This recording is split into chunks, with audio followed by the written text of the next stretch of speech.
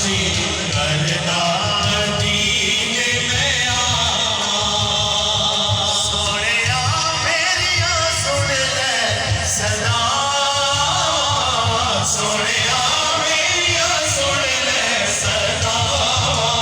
आका जी करदा मदीने में आवां, मेरे आका जी करदा मदीने में आवां, मेरे आका जी करदा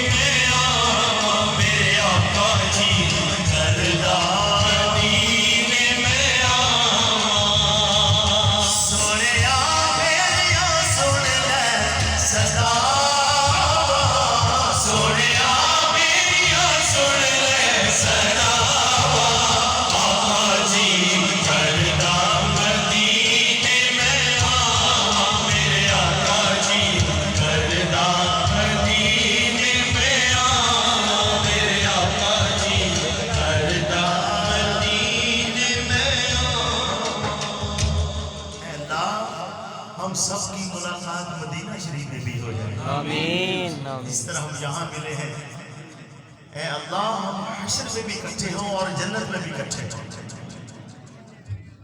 मेरे एक दोस्त थे बने हुए,